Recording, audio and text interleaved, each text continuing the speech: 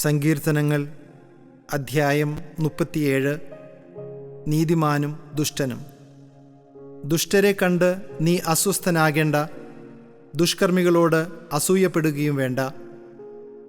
അവർ പുല്ലുപോലെ പെട്ടെന്ന് ഉണങ്ങിപ്പോകും, സസ്യം പോലെ വാടുകയും ചെയ്യും. ദൈവത്തിൽ വിശ്വാസമർപ്പിച്ച് നന്മ ചെയ്യുക, അപ്പോൾ ഭൂമിയിൽ സുരക്ഷിതനായി വസിക്കാം. കർത്താവിൽ ആനന്ദിക്കുക, അവിടുന്ന് നിന്റെ ആഗ്രഹങ്ങൾ സാധിച്ചു തരും. നിന്റെ ജീവിതം കർത്താവിന് ബലമേൽപ്പിക്കുക, കർത്താവിൽ വിശ്വാസമർപ്പിക്കുക, അവിടുന്ന് നോക്കിക്കൊള്ളും. അവിടുന്ന് പ്രകാശം പോലെ നിനക്ക് നീതി നടത്തിത്തരും, മധ്യാഹ്നം പോലെ നിന്റെ അവകാശവും. കർത്താവിൻ്റെ മുൻപിൽ സ്വസ്ഥനായിരിക്കുക, ക്ഷമാപൂർവം അവിടുത്തെ കാത്തിരിക്കുക. ദുഷ്ടമാർഗം അവലംബിച്ച് അഭിവൃദ്ധിപ്പെടുന്നവനെ കണ്ട് അസ്വസ്ഥനാകേണ്ട. കോപത്തിൽ നിന്ന് അകന്നു നിൽക്കുക, ക്രോധം വെടിയുക, പരിഭ്രമിക്കാതിരിക്കുക, അത് തിന്മയിലേക്ക് മാത്രമേ നയിക്കൂ. ദുഷ്ടർ വിച്ഛേദിക്കപ്പെടും, കർത്താവിനെ കാത്തിരിക്കുന്നവർ ഭൂമി കൈവശമാക്കും. അല്പസമയം കഴിഞ്ഞാൽ ദുഷ്ടനില്ലാതാകും, അവൻ്റെ സ്ഥലത്ത് എത്ര അന്വേഷിച്ചാലും അവനെ കാണുകയില്ല. എന്നാൽ ശാന്തശീലർ ഭൂമി കൈവശമാക്കും, ഐശ്വര്യത്തികവിൽ അവർ ആനന്ദിക്കും. ദുഷ്ടൻ നീതിമാനെതിരായി ഗൂഢാലോചന നടത്തുകയും അവൻ്റെ നേരെ പല്ലിറുമുകയും ചെയ്യുന്നു.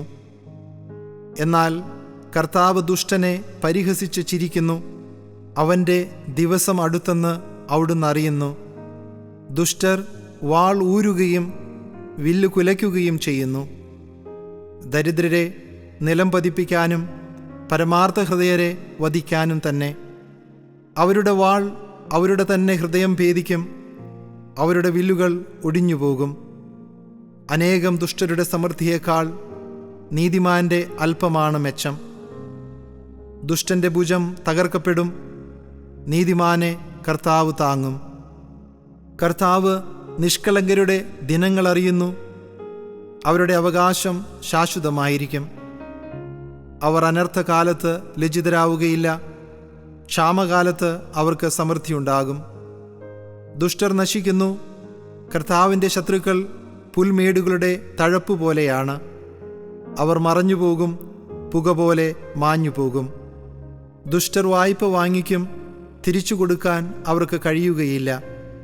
എന്നാൽ നീതിമാൻ ഉദാരമായി ദാനം ചെയ്യുന്നു.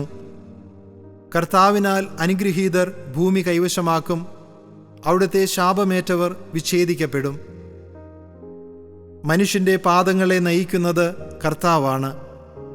തനിക്ക് പ്രീതികരമായി ചരിക്കുന്നവനെ അവിടുന്ന് സുസ്ഥിരനാക്കും.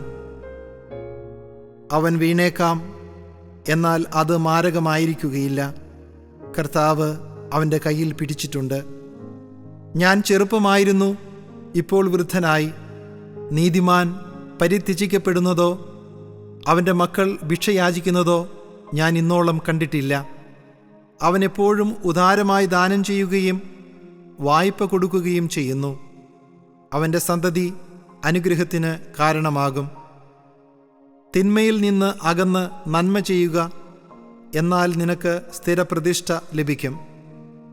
കർത്താവ് നീതിയെ സ്നേഹിക്കുന്നു, അവിടുന്ന് തൻ്റെ വിശുദ്ധരെ പരിത്യജിക്കുകയില്ല. നീതിമാന്മാർ എന്നേക്കും പരിപാലിക്കപ്പെടും, എന്നാൽ ദുഷ്ടരുടെ സന്തതി വിച്ഛേദിക്കപ്പെടും. നീതിമാന്മാർ ഭൂമി കൈവശമാക്കും, അതിൽ നിത്യം വസിക്കുകയും ചെയ്യും. നീതിമാന്റെ അധരങ്ങൾ ജ്ഞാനം സംസാരിക്കുന്നു, അവൻ്റെ നാവിൽ നിന്ന് നീതി ഉതിരുന്നു.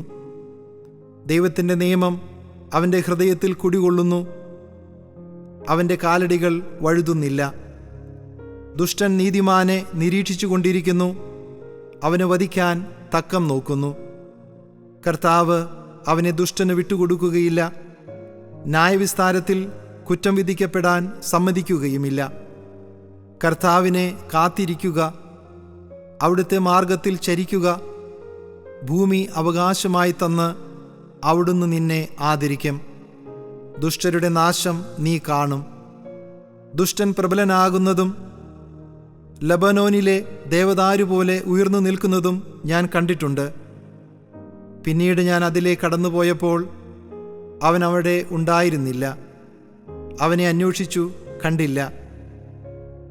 നിഷ്കളങ്കനെ ശ്രദ്ധിക്കുക, സത്യസന്ധനെ സൂക്ഷിച്ചു നോക്കുക. എന്തെന്നാൽ സമാധാനകാംക്ഷിക്ക് സന്തതി പരമ്പരയുണ്ടാകും. അതിക്രമികൾ ഒന്നാകെ നശിപ്പിക്കപ്പെടും, ദുഷ്ടർക്ക് സന്തതി അറ്റുപോകും. നീതിമാന്മാരുടെ രക്ഷ കർത്താവിൽ നിന്നാണ്, കഷ്ടകാലത്ത് അവരുടെ അഭയകേന്ദ്രം അവിടുന്നാണ്. കർത്താവ് അവരെ സഹായിക്കുകയും വിമോചിപ്പിക്കുകയും ചെയ്യുന്നു. അവിടുന്ന് അവരെ ദുഷ്ടരിൽ നിന്ന് മോചിപ്പിക്കുകയും രക്ഷിക്കുകയും ചെയ്യും. കർത്താവിലാണ് അവർ അഭയം തേടിയത്.